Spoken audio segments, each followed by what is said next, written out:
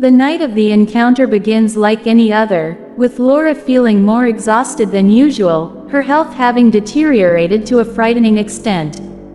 The strange connection between herself and Carmilla, which had once been something of a fascination, now feels like a suffocating bond. Laura grows more aware of the unsettling strangeness of her life.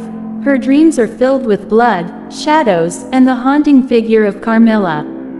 On this particular night, Laura experiences the worst of her physical symptoms. She is too weak to get out of bed, her body drained of its vitality. It seems as though no sleep, no medicine, or remedy can restore her.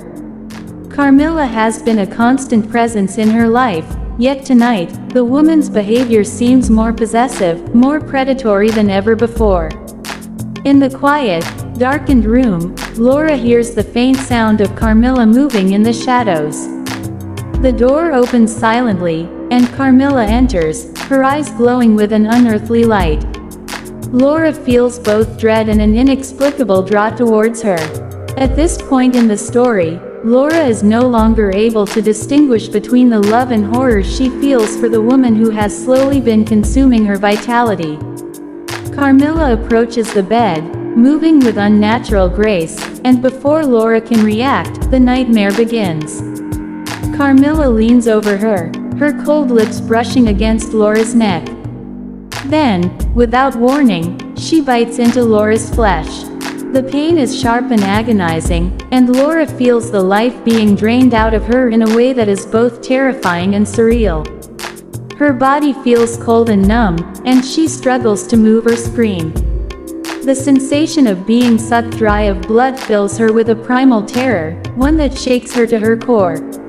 She cannot believe what is happening.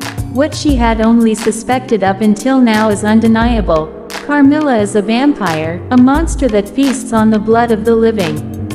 Laura's body weakens further, and her world spins as she loses consciousness, sinking into darkness.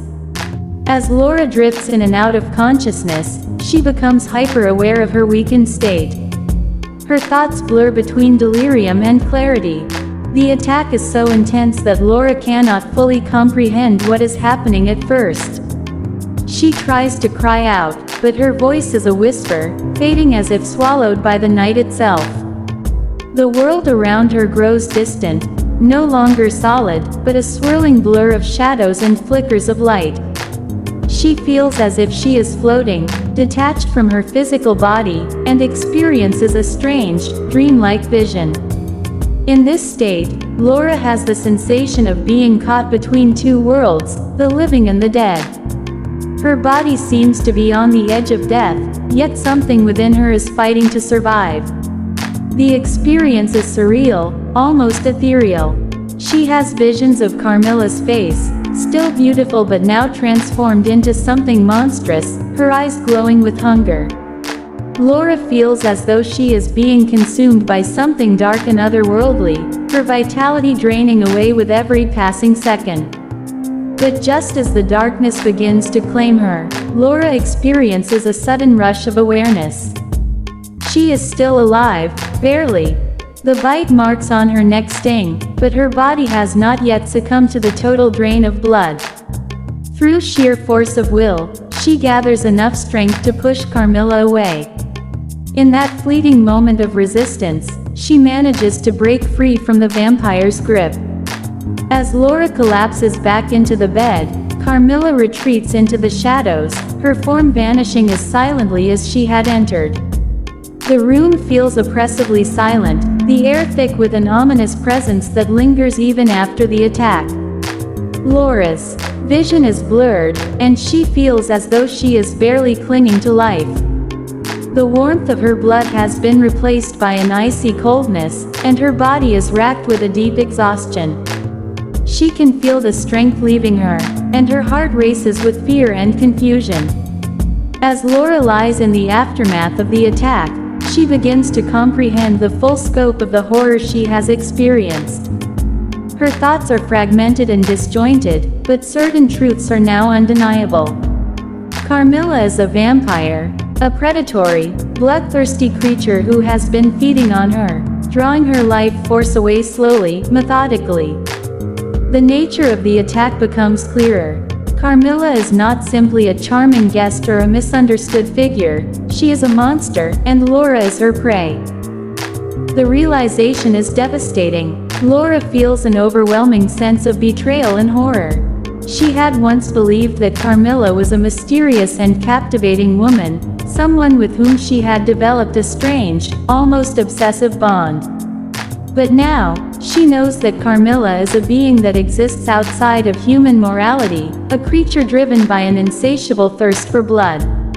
The affection and love that Laura had once felt for Carmilla feel twisted and tainted by this revelation. What she had mistaken for an intense connection is revealed to be a trap, a slow, inevitable death. At this moment, Laura's feelings are a tangled mess of horror, confusion, and disgust. How could she have been so blind? How could she not have seen the signs?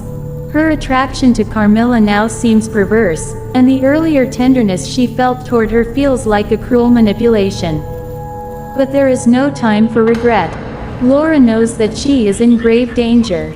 Carmilla is not merely a dangerous presence in her life, she is a literal monster, a vampire who feeds on her blood.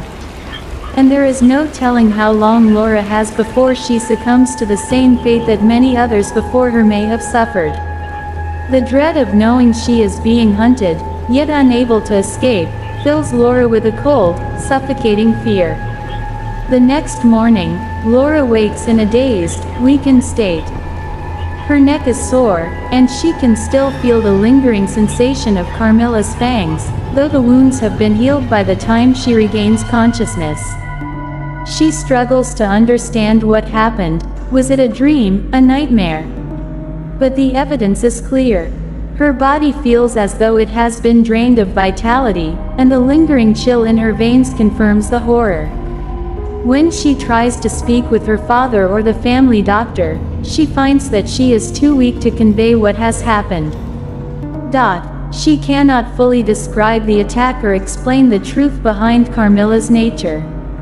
No one seems to understand what she is going through. Everyone believes that her weakness is due to some vague illness, but Laura knows better. The terror of the night is still fresh in her mind, and the shadow of Carmilla's vampire nature looms over her.